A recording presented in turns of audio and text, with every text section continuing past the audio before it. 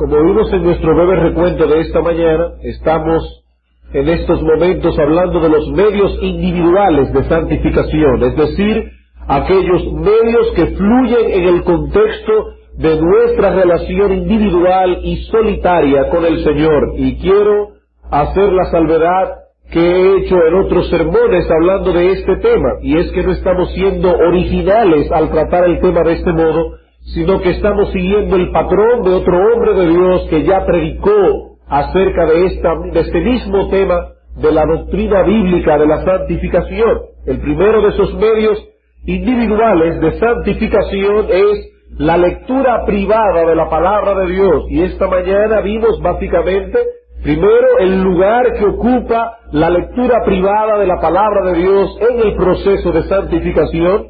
En segundo lugar vimos la forma en que la palabra contribuye en el proceso de santificación, y en tercer lugar la necesidad que tenemos de asimilar la palabra de Dios para que ésta contribuya en el proceso de santificación. Y al final dimos algunas recomendaciones prácticas acerca de cómo podemos asimilar la palabra de Dios o guardarla en el corazón, usando las palabras del salmista en el Salmo 119, versículo 11. Hablamos de leer la Escritura diariamente, reverentemente, en oración, con espíritu de meditación, tratando de aplicar la palabra organizadamente, etcétera, etcétera. Esta noche pasaremos a considerar el segundo de esos medios individuales de santificación que hemos titulado la perseverancia en la oración secreta. El segundo de los medios individuales de santificación que consideraremos en esta noche es la perseverancia en la oración secreta. Y para considerar este tema, seguiremos dos líneas de pensamientos iguales de simples como los de esta mañana. No queremos complicar las cosas, queremos ser todo lo simple que podamos ser. En primer lugar, veremos el lugar que ocupa la oración en la vida del cristiano en sentido general. Y luego, en segundo lugar, veremos el lugar que ocupa la oración secreta en el proceso de santificación. En primer lugar, veremos el lugar que ocupa la oración en general en la vida del creyente. En segundo lugar, el lugar que ocupa la oración secreta en la santificación del cristiano. Pero antes de considerar esto en esta noche, permítanme usar unos pequeños minutos, unos breves minutos para explicar el título de este sermón. Así que lo primero que vamos a hacer es un exégesis del título.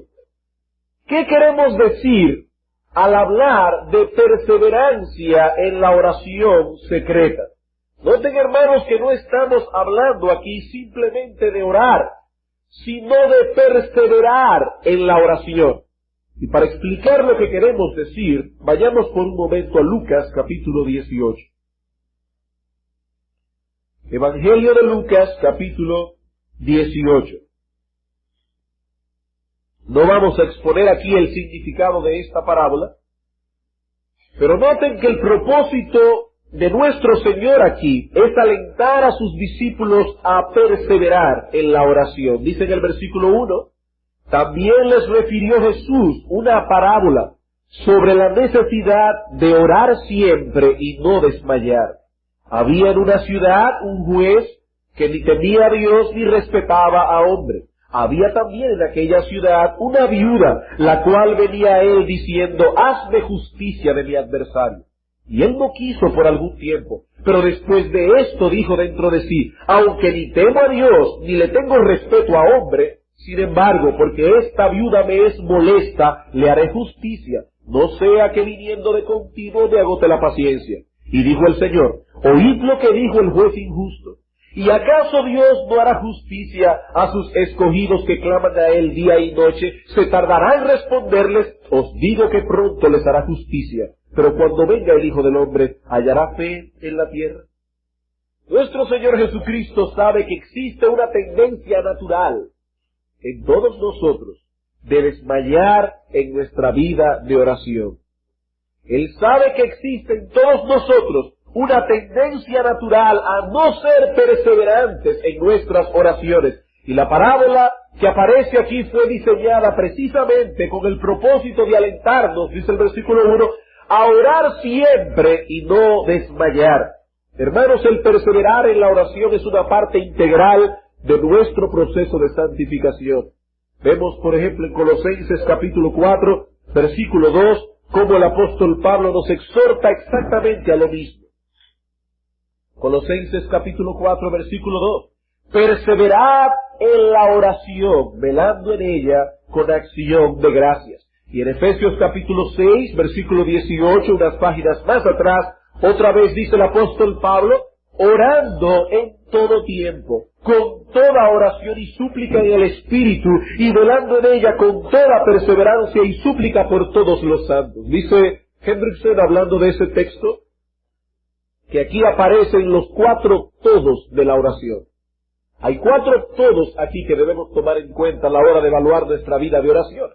Aquí dice que debemos orar en todo tiempo. En segundo, con todo tipo de oración y súplica. En tercer lugar, con toda perseverancia. Y en cuarto lugar, por todos los santos.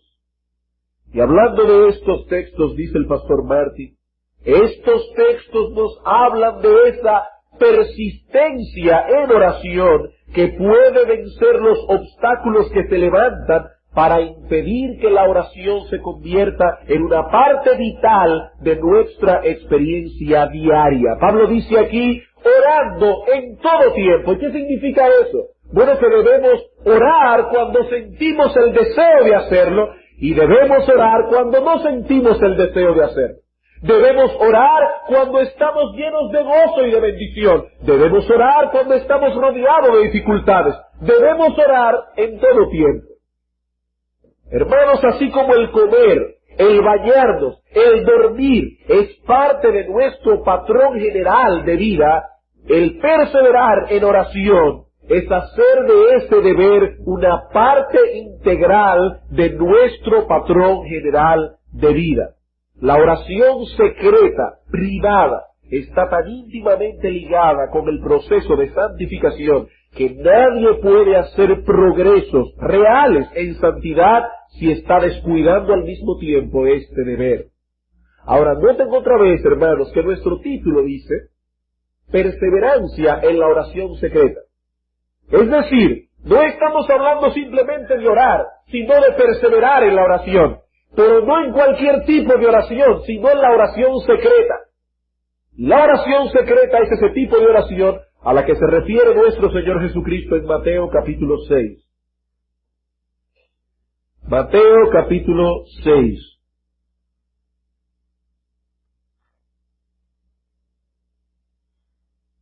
El Señor en ese texto está enfrentando el espíritu fariseaico de orar para que todo el mundo sepa que estamos orando. Y dice el Señor en Mateo capítulo 6, versículos 5 y 6, y cuando ores, no seas como los hipócritas, es decir, como los fariseos, porque ellos aman el orar en pie en las sinagogas y en las esquinas de las calles para ser vistos de los hombres. De cierto os digo que ya tienen su recompensa. Mas tú cuando ores, entra en tu aposento y cerrada la puerta, ora a tu Padre que está en secreto, y tu Padre que ve en lo secreto te recompensará en público. Ustedes recuerdan, hermanos, en un sermón anterior de esta misma serie de la doctrina de la santificación, que hablamos de la importancia de la oración corporativa. Es decir, ese tipo de oración donde la iglesia como cuerpo se presenta delante de Dios a llevar sus peticiones delante de Él como iglesia, y hablamos de cuán importante es participar de la oración corporativa para que podamos crecer en santidad. En Mateo capítulo 18, versículo 19, el Señor dice, cuando 2 o 3 se pusieran de acuerdo en cualquiera cosa que pidieran al Padre, yo os la concederé. Hablando de la oración corporativa. En Lucas capítulo 2, versículo 42, Lucas nos habla de cómo la oración corporativa era una parte integral de la vida de la iglesia en sus primeros años. Dice Lucas que los hermanos de la iglesia en Jerusalén perseveraban en la doctrina de los apóstoles, perseveraban en la comunión unos con otros, perseveraban en el partimiento del pan y perseveraban en las oraciones, es decir, en la oración corporativa. También leemos en Primera Tesalónica capítulo 5 versículo 17, que el creyente debe orar sin cesar, es decir, mantener en todo tiempo un espíritu de oración constante, cuando está en el trabajo, cuando está manejando el carro, cuando está cocinando, cuando está planchando, cuando está cambiando un pañal. El cristiano debe mantener en todo tiempo un espíritu de oración, una conexión constante con el trono de Dios. Pero aquí no estaremos hablando ni de la oración corporativa, ni de el orar sin cesar. No. Estamos hablando en este momento, de ese tiempo en que nosotros nos apartamos de todas las labores cotidianas para dedicarnos en un lugar tranquilo exclusivamente a orar. Es a eso que estamos hablando aquí de la oración secreta, de esa que el Señor dice en Mateo capítulo 6, entra en tu aposento y cerrada la puerta, ora a tu Padre que está en secreto. Eso no quiere decir que el único lugar en que se puede realizar la oración secreta es en tu habitación. Lo que el Señor está hablando aquí es de apartarte de tus labores cotidianas, buscar un lugar tranquilo y dedicarte única y exclusivamente a orar.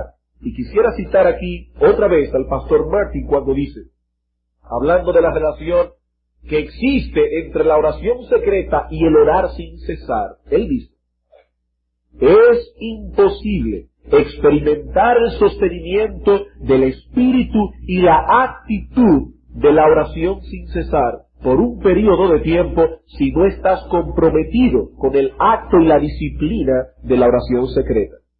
En otras palabras, si no podemos ser consistentes en apartarnos por cierto tiempo de todas las labores cotidianas, en un lugar tranquilo, para dedicarnos única y exclusivamente a orar, tampoco seremos consistentes en mantener un espíritu de oración constante cuando estemos en nuestro trabajo, cuando estemos manejando el carro, cuando estemos caminando por la calle, cuando estemos haciendo la compra, cuando estemos cocinando, planchando y cambiando un pañal. No podremos mantener ese espíritu de oración sin cesar si no somos consistentes en apartar un tiempo diario y específico en un lugar quieto y tranquilo para dedicarnos única y exclusivamente a orar. Bien, habiéndole hecho la exégesis al título de esta noche, vamos a entrar entonces en el tema. Veamos entonces primeramente el lugar que ocupa la oración en general en la vida del creyente. Y para ello vamos al Salmo 2. Salmo 2. El lugar que ocupa la oración en general en la vida del creyente, antes de considerar el lugar que ocupa en el proceso de santificación. Si no entendemos una cosa, tampoco vamos a entender la otra. El Salmo 2 debe ser colocado entre los salmos mesiánicos, es decir, entre los salmos que nos hablan proféticamente de la vida y ministerio del Mesías, de nuestro Señor Jesucristo. Este salmo es citado 3 veces en el Nuevo Testamento, en Hechos capítulo 4, en Hechos capítulo 14 y en Hebreos capítulo 1, y en esos 3 textos se hace una clara referencia al Señor Jesucristo. Así que si vamos a interpretar la Escritura como ella se interpreta a ella misma, no podemos ver en el Salmo 2 a otro que no sea a nuestro Señor Jesucristo. Y una de las particularidades que tiene el Salmo 2 es que está escrito en una parte de él como si se tratase de una conversación, de un diálogo que Dios el Padre tuvo con Dios el Hijo allá en la eternidad. Dios el Padre tiene un diálogo aquí con Dios el Hijo, pero no como la segunda persona de la Trinidad, sino como el Mesías futuro. Noten el versículo 7. Yo publicaré el decreto. Jehová me ha dicho, mi Hijo eres tú, hablando de Cristo. Yo te engendré hoy. Y es importante que entendamos, hermanos, que todo el contexto del Salmo 2 es acerca de Cristo como Mesías, no como la segunda persona de la Trinidad, porque como la segunda persona de la Trinidad, Cristo nunca fue engendrado, Él es eterno. En Miqueas capítulo 5, versículo 2, profetizando acerca del nacimiento futuro de Cristo, Dice el profeta, y tú, Belén Efrata, pequeña para estar entre las familias de la tierra, una tribu prácticamente insignificante, un pueblecito insignificante, de ti me saldrá el que será guiador y señor en Israel, y sus salidas son desde los días de la eternidad. Cristo, como Dios que es, nunca fue creado. Juan capítulo 1 versículo 1 dice, en el principio existía el Verbo, y el Verbo allá en la eternidad estaba con Dios, y el Verbo era Dios. Así que cuando el Señor dice aquí, yo te engendré hoy, Él no está hablando de que ese día Cristo fue creado como Dios, no. Este salmo es citado por Pablo en Hechos capítulo 14 para referirse al nacimiento de nuestro Señor Jesucristo, al nacimiento de Cristo como Mesías, al nacimiento de Cristo como Dios hecho hombre. Recuerden, hermanos, el Hijo de Dios es eterno como Dios, pero como Mesías, como mediador, Él fue engendrado. Nació hace muchos años atrás, el mundo va a celebrar dentro de 2 días su nacimiento, en una forma completamente contraria como debiera. No estamos seguros de que Cristo nació un 25 de diciembre. Pero sí estamos seguros de una cosa, Dios se hizo hombre en un punto de la historia de la humanidad, en una pequeña aldea llamada Belén. Nació en el seno de una familia real, de un hombre y una mujer de carne y huesos llamados José y María. José no tuvo que ver con el nacimiento de Cristo porque fue engendrado milagrosamente, pero Cristo nació de la Virgen de una mujer, igual que como nacen todos los otros niños. Y es en ese sentido que este salmo, Dios le dice al Hijo, yo te engendré hoy. Así que aquí se está hablando de Cristo como Mesías, como mediador. No se está hablando de Él en cuanto a su esencia divina como segunda persona de la Trinidad. Eso es importante que comprendamos, no solamente por salvaguardar el honor de Dios, el Hijo, sino también para comprender el contexto de lo que vamos a hablar en esta noche. Y es en el contexto de esta obra mesiánica que el Señor vino a realizar, que el Padre le dice a Cristo, en el versículo 8, pídeme, y te daré por herencia las naciones, y como posesión tuya los confines de la tierra. Los quebrantarás con vara de hierro, como vasija de alfarero los desmenuzarás. El Señor le está diciendo al Hijo, yo te voy a enviar al mundo como Mesías. Pídeme, y como Mesías te daré por herencia a las naciones. Y es en el contexto de ese decreto que Dios ha publicado en la eternidad, que ahora el Señor Dios advierte a los reyes de la tierra y en cierto modo a toda la humanidad, versículo 10, ahora pues, oh reyes, sed prudentes, admitid amonestación, jueces de la tierra, servid a Jehová con temor y alegraos con temblor. Honrad al Hijo, o más literalmente, besad al Hijo, con un beso de reverencia, de honor, de honra, para que no se enoje y perezcáis en el camino, pues se inflama de pronto su ira, bienaventurados todos los que en él confían. Lo que Dios está diciendo es, ya que yo publiqué un decreto, que Dios el Hijo en su calidad de Mesías habría de heredar todas las naciones, ¿acaso no es sabio honrar a ese Hijo? ¿Acaso no es sabio postrarse delante de su majestad? ¿No es una insensatez irse en contra de aquel a quien se le ha dado por decreto los cielos y la tierra, el dueño del universo en su calidad de Mesías? Honrad al Hijo. ¿Ustedes captan, hermanos, lo que tenemos aquí? Dios, el soberano del universo, ha emitido un decreto. Dice, mi Hijo eres tú. He dado el decreto. Yo te engendré hoy. ¿Y cuál es el decreto? Que Él ha de sujetar todas las cosas al poder del Mesías, nuestro Señor Jesucristo. No como Dios, sino como mediador, como Mesías, porque como Dios, Cristo tenía autoridad sobre el universo antes de que el Padre decretara esto. Por eso en Mateo capítulo 28, versículo 18 aparece esa extraña declaración, cuando Cristo después de resucitado dice, todo el poder, toda autoridad, me ha sido dada en el cielo y en la tierra. Pero uno se pregunta, ¿pero acaso no tenía Cristo como Dios el Hijo, como segunda persona de la Trinidad, una autoridad absoluta sobre el cielo y la tierra? Claro que lo tenía. Pero aquí está hablando de Cristo como Mesías, como mediador, como Dios hombre, que después de su obra victoriosa en la cruz, después de su resurrección y ascensión, se le fue concedida toda autoridad. Sin embargo, y eso es lo que yo quiero que ustedes noten ahora, sin embargo, este Mesías, Dios hecho hombre, habría de ver el fruto de este decreto solamente en el contexto de la oración. Ese Mesías habría de ver el fruto de lo que se le está ofreciendo por decreto aquí, solo en el contexto de la oración. En otras palabras, en la administración del reino mesiánico de Cristo, hay una ley que ata, sujeta al mismo Hijo de Dios. ¿Y cuál es esa ley? Pídeme y te daré por herencia las naciones.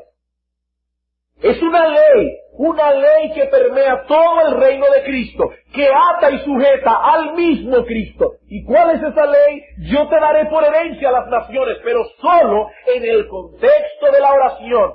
Pídeme y te daré por herencia las naciones.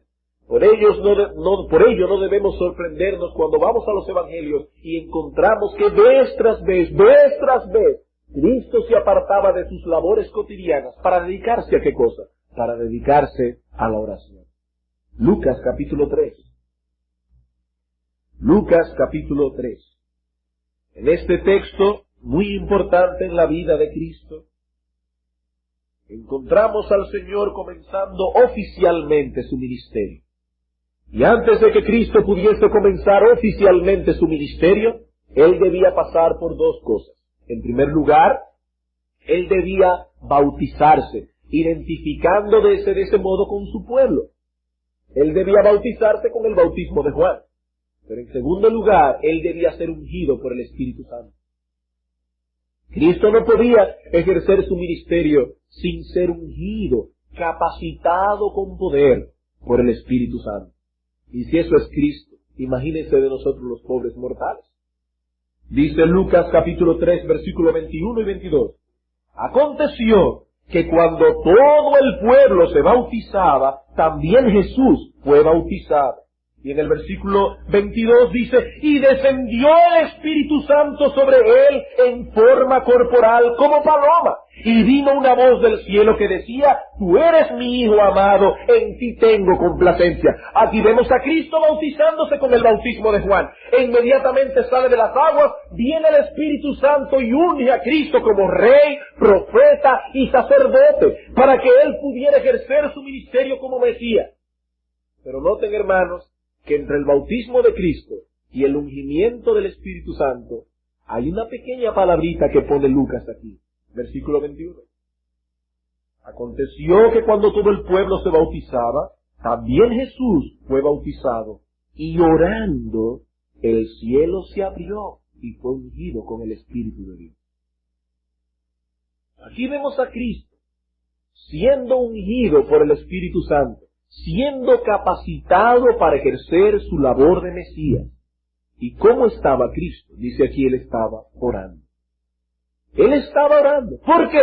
Porque el Señor había creído plenamente en el Salmo 2. Y Él sabía que Dios le había dicho, pídeme y te daré por herencia las naciones, como Mesías. Y antes de comenzar ese oficio de Mesías, Él tenía que estar en oración, cumpliendo con el decreto del Salmo 2.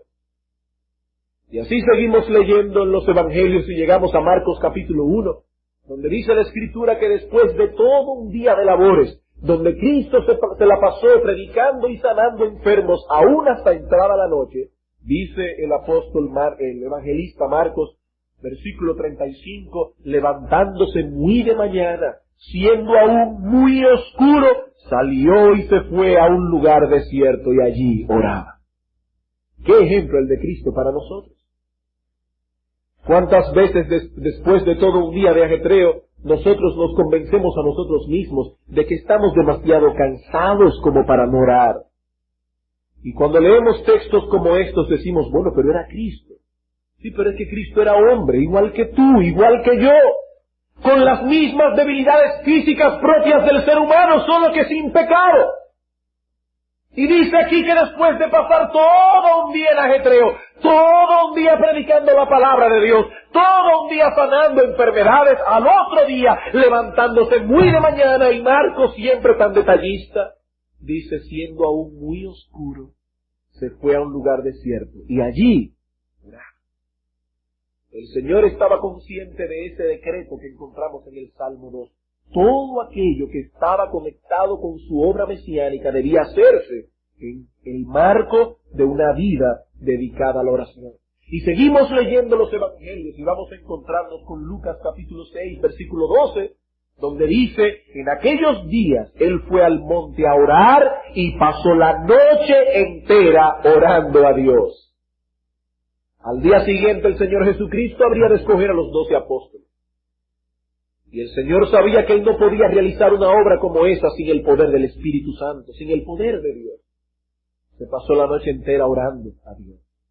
Y seguimos leyendo en Lucas capítulo 11, versículo 1. Aconteció que estaba Jesús orando en un lugar, y cuando terminó, uno de sus discípulos le dijo, Señor, enséñanos a orar. Los discípulos de Cristo captaron cuán esencial, cuán central era en la vida y ministerio del Señor la oración. Y eso los movió a ellos mismos a concederle importancia a este deber. Y así podemos seguir leyendo hasta el final de la vida de nuestro Señor Jesucristo. Juan 14, 16. Yo rogaré al Padre y os dará otro Consolador, el Espíritu Santo. Cristo dice, yo rogaré al Padre, porque Él me dijo en el Salmo 2, pídeme y te daré por herencia a las naciones. Y la obra que los apóstoles habrían de hacer, predicando el Evangelio luego de la ascensión de nuestro Señor Jesucristo, solo podía ser hecha en el poder del Espíritu Santo. Por eso Cristo se aferra a la promesa del Padre, le dice, Padre, te ruego que envíes el Espíritu Santo sobre mis discípulos. Juan capítulo 17 encontramos a Cristo, la oración intercesora, orando por sus discípulos. El huerto de Getsemaní, un día antes de la agonía, allí está Cristo orando, pidiendo al Señor, Padre, si es tu voluntad, pasa de mí esta copa, pero no que se haga como yo quiero, sino como tú. Alguien puede estar pensando, yo no entiendo eso. ¿Cómo es eso de que Dios el Hijo tiene que orarle a Dios el Padre? Le voy a confesar algo, yo tampoco lo entiendo. Yo tampoco lo entiendo. Hay un enorme misterio encerrado en todo esto. Pero lo que vemos en la Biblia es claro, el Hijo de Dios hecho hombre en su calidad de Mesías no podía realizar su labor si no era en el contexto de la oración. ¿Y cuánto nos humilla leer en Hebreos capítulo 5 cuando el autor dice que Cristo en los días de su carne, ofreciendo ruegos y súplicas con gran clamor y lágrimas al que le podía librar de la muerte, fue oído a causa de su temor reverente? Cristo no estaba haciendo como que oraba, porque algunos pueden pensar, bueno, tal vez él se apartaba por un tiempo para que los discípulos fueran estimulados a orar. No. Él no estaba haciendo como que oraba, él estaba orando. Real y efectivamente, dice ese texto que Cristo ofreció ruegos y súplicas con clamor y lágrimas a aquel que podía librarlo de la muerte, y fue oído a causa de su temor reverente. Y ahora que Cristo resucitó, ascendió a los cielos y está sentado a la diestra de la majestad en las alturas, ¿saben lo que está haciendo Cristo? Intercediendo por nosotros. Dice el autor de Hebreos 7:25, por lo cual también puede salvar perpetuamente a los que por él se acercan a Dios, viviendo siempre para interceder por ellos. Hermanos, si Cristo mismo se sujetó a esa ley, incluida en el decreto mesiánico del Salmo 2, pídeme y te daré por herencia a las naciones, nosotros, los creyentes, como súbditos de su reino, estamos atados a la misma ley. Mateo capítulo 7. Nosotros, como súbditos del reino del Mesías, estamos atados a la misma ley.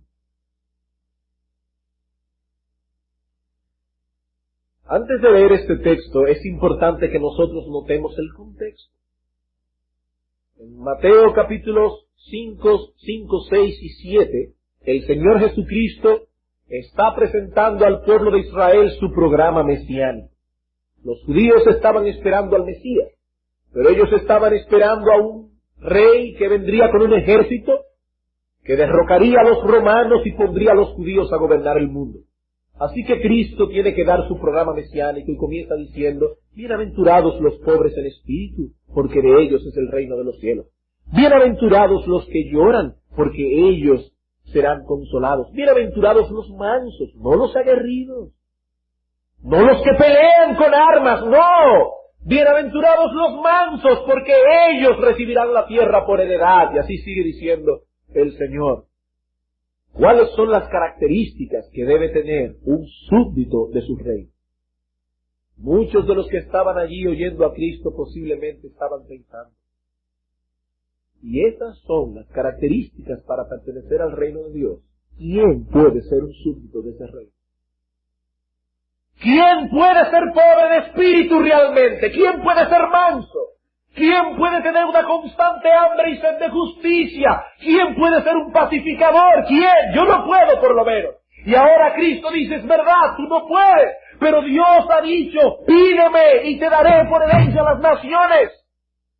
Y ahora dice Cristo a sus discípulos, versículo 7, pedid y se os dará, que no os dé temor, pedid y se os dará, buscad y hallaréis, llamad y se os abrirá, porque todo aquel que pide, recibe, y el que busca, halla, y al que llama, se le abrirá.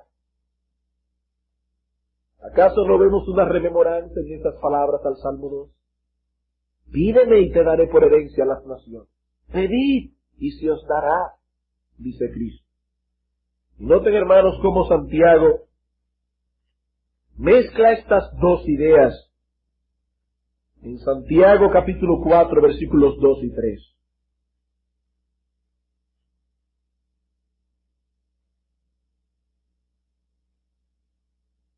Dice él en el versículo 2, codiciáis y no tenéis, matáis y ardéis de envidia y no podéis alcanzar. Combatís y lucháis. Ustedes están haciendo todo lo que pueden humanamente, pero no tenéis lo que deseáis, porque no pedís. Y pedís y no recibís, porque pedís mal para gastar en vuestros deleites. Ustedes ven cómo Santiago mezcla aquí el hecho de que muchos no reciben porque no piden, dejando de cumplir el decreto del Salmo 2. Y por el otro lado, otros piden, pero no reciben, porque no piden bíblicamente como súbditos del reino del Mesías. Ellos piden para gastar en sus deleites, no como hijos de Dios. Y dice Santiago aquí, sencillamente no tenéis lo que deseáis, porque no pedís.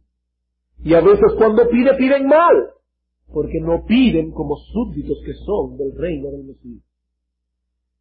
Así que la perseverancia en la oración es una parte esencial de la vida del creyente en general, porque estamos atados a esa ley que Dios el Padre decretó tocante a la administración del reino por parte de su Hijo, el Mesías. Pídeme y te daré por herencia a las naciones. Veamos ahora en segundo lugar, el lugar que ocupa la oración secreta en la santificación. Ya lo vimos en sentido general, como súbditos que somos del reino del Mesías. Pero veamos ahora el lugar que ocupa la oración secreta en la santificación. Y antes de considerar este punto, quisiera recordar que la santificación posee una parte negativa y otra parte positiva. Crecer en santidad implica, por un lado, como veíamos esta mañana, luchar contra el pecado, contra la corrupción, contra la maldad que aún mora en nosotros. Se trata de una lucha constante contra las tentaciones que nos abaten día tras día. Pero por el otro lado, crecer en santidad también implica el desarrollo de aquellas virtudes que caracterizan nuestra nueva vida en Cristo. ¿Ven la parte negativa y la parte positiva? Crecer en santidad, luchar contra el pecado, pero desarrollar también las virtudes de la nueva vida en Cristo. Y lo que quisiera hacer en esta noche, en el resto del tiempo, es buscar dos textos clave que nos hablan de cómo la oración secreta es importante, primero en la parte negativa de la santificación, es decir, en nuestra lucha contra el pecado, y segundo, la oración secreta es importante en el desarrollo de las virtudes de nuestra nueva vida en Cristo. Vamos a Mateo, capítulo 26, versículo 41. Mateo, capítulo 26, versículo 41.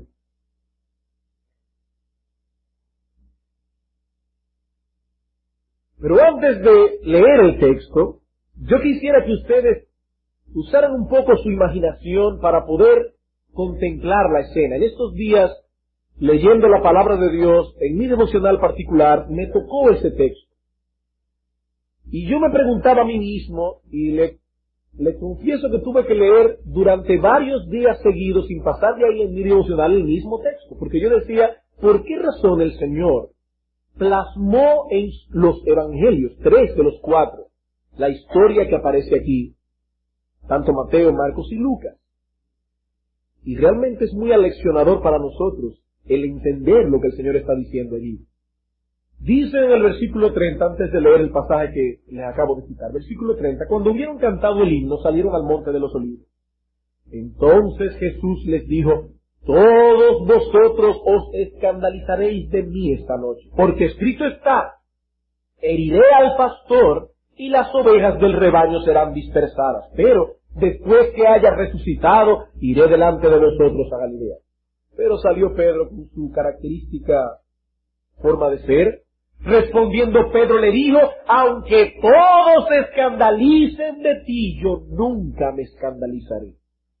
Jesús le dijo, de cierto te digo que esta noche, antes que el gallo cante, me negarás 3 veces. Ya debió haber aprendido la lección, pero Pedro no aprendió hasta ese momento. Y Pedro le dijo, aunque me sea necesario morir contigo, no te negaré. Y todos los discípulos dijeron lo mismo. Es decir, que cuando llegaron al huerto de Getsemaní, cuando Cristo se llevó precisamente a Pedro, a Juan y a Santiago a un lugar aparte para orar, el apóstol Pedro había llegado al huerto de Getsemaní cargado de buenos y nobles deseos. Él le dijo a Cristo, Señor, aunque todos se escandalicen de ti, yo estoy muy seguro de mí mismo. Yo te amo tanto, te honro tanto, te sirvo tanto, que yo nunca me escandalizaré de ti, yo nunca me avergonzaré de ti. Y aunque me sea necesario morir contigo, yo no te negaré. Él estaba cargado de buenos deseos, pero Pedro tenía que aprender una gran lección. Y es que él no podía hacer nada por sus propias fuerzas. Pedro tenía que aprender que no basta, hermanos, con tener buenos deseos. ¿Cuántas veces estamos cargados de buenos deseos? Y decimos de ahora en adelante, ya no me voy a irar más. De ahora en adelante no me voy a impacientar más criando a mis hijos. Buenos deseos. Y al final del día, ya a las 8 de la noche está uno bordeando la depresión. Cuando uno mira hacia atrás y ve cuántas impaciencias. ¿Por qué? Porque los buenos deseos no bastan. En el proceso de santificación los buenos deseos no bastan. Y Pedro tuvo que aprender esa gran lección. Hermanos, qué contraste, qué contraste. Llegamos al huerto de Getsemaní. Dentro de unos momentos estos hombres, junto con Cristo, iban a pasar por uno de los trances más amargos de su vida. Y Cristo se lo está prediciendo.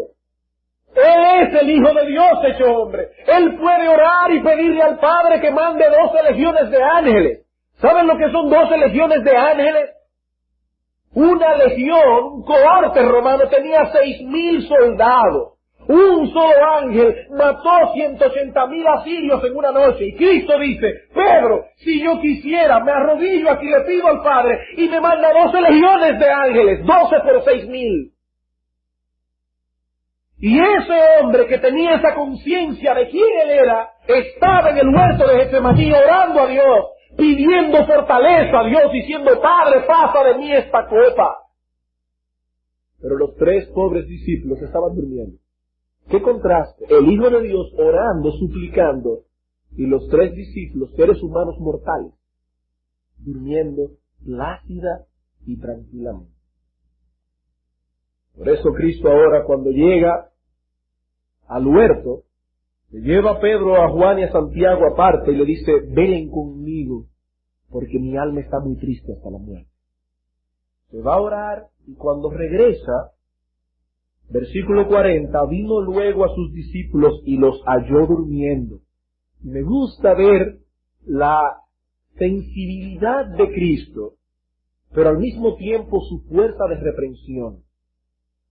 Y dijo a Pedro, estaban los tres durmiendo, pero Pedro fue el que se puso a hablar más de la cuenta. Así que Cristo no habló a los tres, sino que le dijo a Pedro, tú estás dispuesto a ir hasta la muerte conmigo. Estás dispuesto a no negarme aunque todos se escandalicen de mí, pero no puedes velar conmigo una hora. Así que no habéis podido velar conmigo una hora. Velad y orad para que no entréis en tentación. El espíritu a la verdad está dispuesto, pero la carne es débil. En otro sermón posterior veremos la relación que existe entre la orden que tenemos aquí de velar y la santificación. Pero ahora queremos centrar nuestra atención específicamente en el mandato de orar. De acuerdo con este texto, la oración es el medio que Dios ha señalado para fortalecernos en nuestras debilidades en medio del pecado y de la tentación. Repito eso, de acuerdo con ese texto, velad y orad para que no entréis en tentación, para que no caigáis en las garras de la tentación. De acuerdo con ese texto, la oración es el medio que Dios ha señalado para fortalecernos en nuestras debilidades en medio del pecado y de la tentación. El Señor acaba de decir a Pedro que sus debilidades humanas lo llevarían a negar. Pero como les decía antes, Pedro tuvo que pasar por esa amarga experiencia para poder darse cuenta de qué tan débil era y qué tanto necesitaba del poder de Dios para vencer las tentaciones por sus debilidades humanas. Noten lo que el Señor dice a Pedro aquí. Velad y orad, porque el espíritu a la verdad está dispuesto. ¿Saben lo que Cristo le está diciendo a Pedro aquí? Él está diciendo a Pedro en otras palabras, es cierto que tu espíritu está dispuesto. Yo no lo pongo en duda, Pedro. Yo no estoy dudando de tus buenas intenciones. Es cierto que tu espíritu está dispuesto, pero Pedro entiende que estás rodeado de debilidad. Que tu carne, es decir, tu naturaleza humana está rodeada de debilidad. Por tanto, velad y orad para que no entréis en tentación. Por ello no nos extrañamos al leer en el Padre Nuestro que de todas esas peticiones hay dos que se relacionan específicamente con el proceso de la santificación. ¿Cuáles son? Primero, perdónanos nuestros pecados. Segundo, no nos metas en tentación, mas líbranos del mal. Mas líbranos del mal. Es necesario, hermanos, que reconozcamos nuestra humana debilidad y la necesidad que tenemos de la intervención bondadosa de Dios si de veras queremos tener victoria sobre el pecado y de la tentación. Cuando nosotros descuidamos el venir al Señor clamando por ayuda, clamándole que nos libre de tentación, ¿saben lo que estamos declarando con eso? Estamos declarando que hemos sido infectados por el virus de la autoconfianza. Cuando un creyente no se levanta por la mañana temprano y dice, Señor, aquí estoy, lleno de debilidades humanas, lleno de defectos, llenos de codicias necias y dañosas que hunden mi alma día tras día en perdición y destrucción, Señor, líbrame de tentaciones, no me dejes caer en la garra de la tentación, fortaléceme en medio del pecado. Eso quiere decir que estamos infectados por el virus de la autoconfianza. O también puede ser que simplemente no tenemos ni idea de la batalla espiritual que tiene que librar el creyente día tras día con los deseos carnales que batallan contra el alma. Hermanos, esto es una batalla día tras día. Y déjame informarte que en esta batalla, mientras más se avanza, más agresiva. Algunos creyentes a veces piensan, no puede ser que los hermanos de la iglesia tengan las mismas tentaciones que yo tengo. Seguramente el hermano fulano o la hermana fulana son tan piadosos que seguramente a ellos no les pasa por la mente los pensamientos perversos que pasan por la mía. Hermano, déjame decirte algo, mientras más se avance en esta batalla, más arrecia, más duro es. Es una batalla día tras día con los deseos carnales que batallan contra el alma, y debemos orar al Señor: Señor, líbrame de tentación, no me dejes caer en las garras del pecado. Día tras día. Permíteme preguntarte algo, hermano, en este contexto. ¿Tienes la costumbre de traer tus pecados específicos delante de Dios en oración? ¿Tú tienes esa costumbre de traer tus pecados específicos? No diciendo, Señor, como decíamos en un mensaje anterior, perdona mis pecados. No, eso es muy general. Estamos hablando de traer tus debilidades con nombre delante del trono de Dios. Señor, ayúdame con mi impaciencia. Señor, ayúdame con mi irritabilidad. Señor, ayúdame con el orgullo. Señor, ayúdame con la indolencia y la apatía. Señor, ayúdame contra mis prejuicios. Señor, ayúdame contra los pensamientos perversos e inicuos que pasan por mi mente día tras día, con nombre específico. ¿Tienes esa costumbre, hermano? Cristo dice: velad y orad para que no entréis en tentación. Pero recuerden que la santificación no trata únicamente con el pecado que aún mora en nosotros, sino también con el desarrollo de aquellas virtudes que caracterizan la vida del cristiano. ¿Y cuáles son esas virtudes? Bueno, aparecen narradas en Gálatas capítulo 5, versículo 22 al 23. El fruto del Espíritu es amor, gozo, paz, paciencia, benignidad, bondad, mansedumbre, dominio propio. Y así como la oración está íntimamente relacionada con la santificación en su aspecto negativo, así también está relacionada con su aspecto positivo. Así que vamos a ver ahora un texto clave que nos habla de la relación que existe entre la oración secreta y el crecer en esas virtudes que son características de la nueva vida en Cristo. Lucas capítulo 11, versículo 3.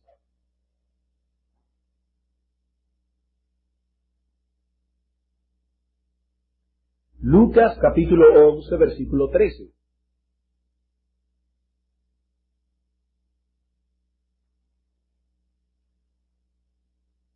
Dice el Señor aquí. Vamos a leer desde el versículo 9 para tomar el contexto. Dice: y yo os digo, pedid y se os dará, buscad y hallaréis, llamad y se os abrirá. Porque todo aquel que pide recibe, y el que busca halla, y al que llama se le abrirá. ¿Qué padre de vosotros, si su hijo le pide pan, le dará una piedra? ¿O si pescado, en lugar de pescado, le dará una serpiente? ¿O si le pide un huevo, le dará un escorpión? Pues si vosotros, siendo malos, sabéis dar buenas dádivas a vuestros hijos, ¿cuánto más vuestro Padre Celestial dará el Espíritu Santo a los que se le piden? Ese texto ha sido motivo de alguna confusión entre algunos medios evangélicos en nuestros días que enfatizan el orar y orar para pedir el Espíritu Santo. Hermanos, para poder entender ese texto debemos saber que ese texto es paralelo a Mateo capítulo 7, versículo 11. Quédense con un dedo allí en Lucas 11, pero voy a leer el texto paralelo en Mateo capítulo 7 para que podamos tomar la idea completa. Dice: si vosotros siendo malos sabéis dar buenas dádivas a vuestros hijos, ¿cuánto más vuestro Padre que está en los cielos dará buenas cosas a los que le pidan? Mateo dice buenas cosas. Lucas dice el Espíritu Santo. Todo creyente verdadero ya posee el Espíritu Santo de acuerdo con la enseñanza de varios textos del Nuevo Testamento. Por ejemplo, Romanos capítulo 8, versículo 9, dice que si alguno no tiene el Espíritu de Cristo, el tal no es de él. sea que no podemos decirle a un creyente que pide el Espíritu Santo, porque él ya tiene el Espíritu Santo. Efesios capítulo 1, versículos 13 y 14 dice, en él también, habiendo oído el evangelio de vuestra salvación y habiendo creído en él, fuisteis sellados con el Espíritu Santo de la promesa, que es las arras de vuestra herencia. Efesios capítulo 4, versículo 30, no contristéis al Espíritu Santo con el cual fuisteis tiempo pasado, sellados para el día de la redención. Primero los Corintios capítulo 12, versículo 13, todos fuimos bautizados en el Espíritu Santo, dice el apóstol Pablo allí, todos. Entonces, ¿qué es lo que significa ese texto? Cuando comparamos Lucas 11:13 con Mateo 7:11, vemos que el Señor está hablando aquí de pedir esas cosas buenas que solo el Espíritu Santo puede conceder al creyente. Mateo dice, ¿cómo nos dará vuestro Padre todas esas cosas buenas que vienen por medio de la obra del Espíritu de Dios en la vida del creyente? Por ejemplo, ¿acaso no es cierto que en nuestra vida cristiana necesitamos más amor? ¿Necesitamos más gozo? ¿Más paciencia? ¿Más dominio propio? ¿No es cierto eso? Si usted me dice que no, entonces voy a decirte que también necesitas luchar con la mentira. ¿Y qué nos dice Gálatas capítulo 5, versículo 22? Que todas esas cosas son el fruto del Espíritu. El fruto del Espíritu son todas esas cosas buenas. Amor, gozo, paz, paciencia, benignidad, bondad, etcétera. ¿Qué es lo que Cristo nos dice aquí en Lucas 11:13? Que pidamos al Padre que esa obra del Espíritu en nosotros sea cada vez más latente y manifiesta. Que esa obra del Espíritu en nosotros sea cada vez más latente y manifiesta. Cada día, Señor, dame más amor. Señor, ayúdame a crecer en mi capacidad de paciencia. Ayúdame a tener cada vez más dominio propio. Claro, nosotros vamos a ver que todos los medios individuales de santificación son necesarios. ¿Qué quiero decir con esto? Que si usted solamente ora que Dios lo libre de tentación y que Dios le dé más amor, gozo, paz, paciencia, etc., pero no hace todas las otras cosas, como leer la Escritura, mortificar el pecado, alejarse del pecado, esa oración será infructífera. Estamos hablando de este medio en el contexto del uso correcto de todos los otros medios. Pero el Señor dice aquí, la oración también es el canal, no solamente para vencer la tentación, no solamente para vencer el pecado, sino para desarrollar las virtudes de nuestra nueva vida en Cristo. Y yo quisiera hacerte otra pregunta, hermano.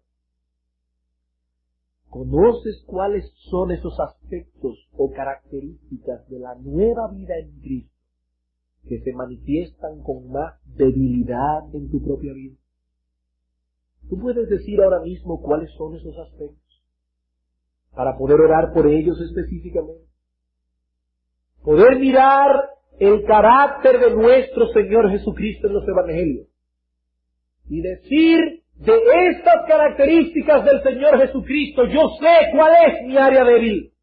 Yo sé cuál es el área en la que yo debo trabajar. Tú conoces, hermano, cuáles son esas áreas de tu vida que deben ser incrementadas, que deben ser desarrolladas de modo que te parezcas cada vez más al Señor Jesucristo. Y si tu respuesta es afirmativa, entonces te voy a hacer otro cuestionamiento. ¿Estás orando por esas cosas? ¿Estás acudiendo en privado delante del trono de Dios, pidiéndole que su Santo Espíritu obre con poder en tu vida para que esas cosas sean una realidad en ti? ¿Estás orando para que cada día avances un paso más en parecerte al Señor Jesucristo? ¿Estás orando por eso, hermano? Día tras día. Bien, espero que el Espíritu de Dios nos haya redarguido y nos haya hecho ver la necesidad que tenemos de orar siempre y no desmayar. Pero cuando el Señor habló a sus discípulos de la necesidad de orar siempre y no desmayar, usó la historia de aquella viuda que clamaba por justicia a un juez injusto. A un hombre que dice el texto que ni temía a Dios ni respetaba a hombres. yo quisiera, para concluir, extraer de esa misma historia dos principios que nos ayuden a perseverar en la oración. Porque ese texto fue hecho precisamente para eso. Porque, hermanos, recuerden, hay una tendencia natural en nosotros a no perseverar en la oración. Es que yo le pedía al Señor que me librara de ese pecado, y le pedía, pero dejé de pedir. Estamos hablando aquí de perseverar en la oración, de orar siempre y no desmayar.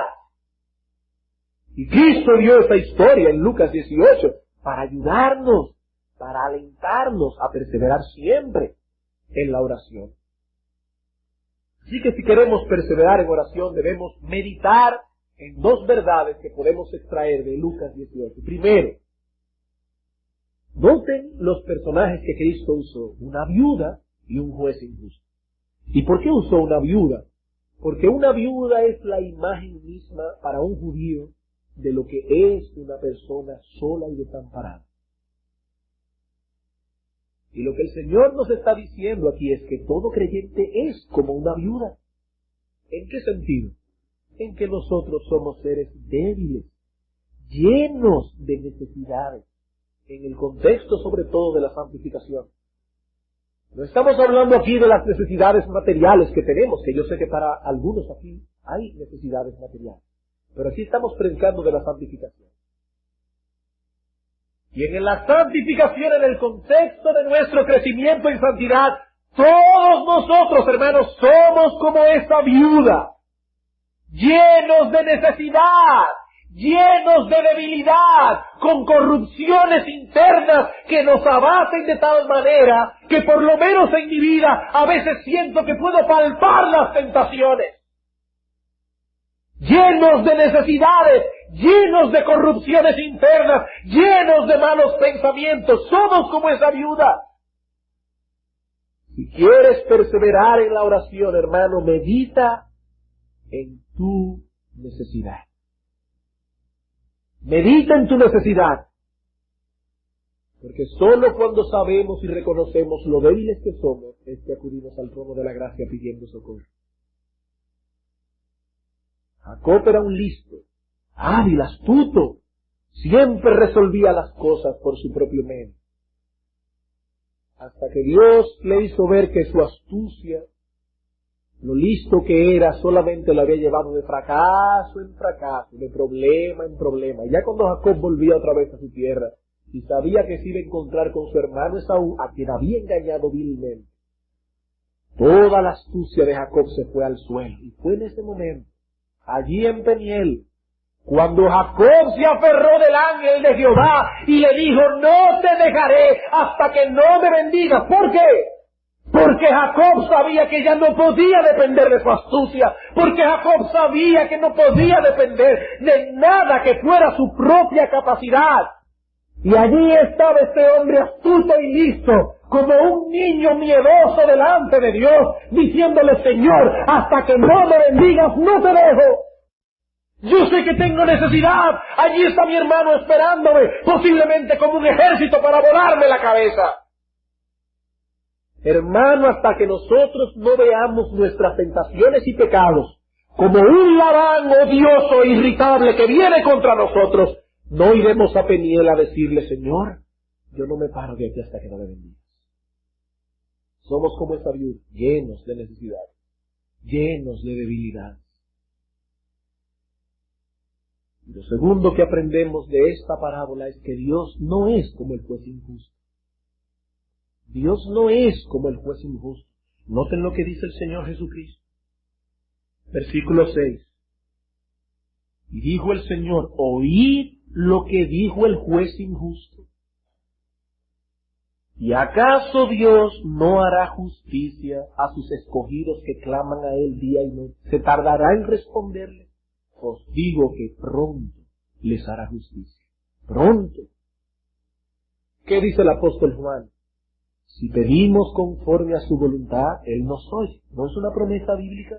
Primera de Juan, capítulo 5, versículo 14. ¿No es una promesa bíblica? Hermano, ¿y no es acaso conforme a la voluntad de Dios que tú seas santo? ¿Acaso no es conforme a la voluntad de Dios que tú puedas vencer tus corrupciones internas? ¿Acaso no es la voluntad de Dios que te parezcas más y más a Jesucristo? Esto es por su voluntad. Y puedes ir delante de su trono y decirle, Señor, yo estoy pidiendo conforme a tu voluntad, líbrame de tentación.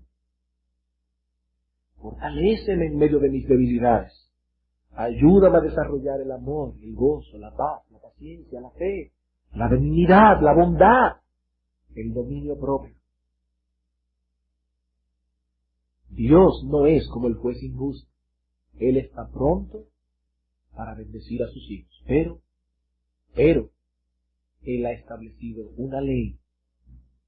Dios está pronto a bendecir a sus hijos, pero Él ha establecido una ley incluida en el decreto del reino mesiánico de su Hijo, del cual nosotros somos súbditos. ¿Cuál es esa ley? Pídeme y te daré por herencia a las naciones. Pedid y se os dará. No pedís y no recibís porque no pedís. Una ley, hermano. Quiere el Señor motivarnos a perseverar en la oración secreta, de modo que todos nosotros podamos día tras día crecer en santidad. Vamos a ver. Como veíamos esta mañana, oh Señor, tu palabra es no solamente inspirada, sino también útil. Es útil para enseñarnos. Es útil para poner en nuestras mentes pensamientos correctos acerca de Dios y pensamientos correctos acerca de nosotros mismos. ¿Cuánto necesitamos, oh Señor, tener pensamientos correctos acerca de nosotros mismos? Vernos con nuestras corrupciones personales, vernos rodeados de tentación, vernos rodeados de debilidad en un mundo caído, perverso, con deseos carnales que batallan día tras día contra nuestra alma. ¿Cuánto necesitamos, oh Señor, tener ese sentido de debilidad? ¿Cuánto necesitamos también verte a ti como nuestra roca fuerte, como nuestro refugio, como nuestro amparo y como nuestra fortaleza, como nuestro pronto auxilio en las tribulaciones? Oh Señor, que el pensamiento y la meditación en lo que nosotros somos y en quien tú eres, nos lleven a nosotros como iglesia y como creyentes individuales a perseverar en la oración secreta, a clamar día tras día por tu poder, reconociendo, oh Señor, que separados de ti nada podemos hacer. Pero qué bueno, Padre, que a pesar de nuestras debilidades, también dice tu palabra que todo lo podemos en Cristo que nos fortalece. Sé con nosotros ahora, oh Señor, en el nombre de Jesús.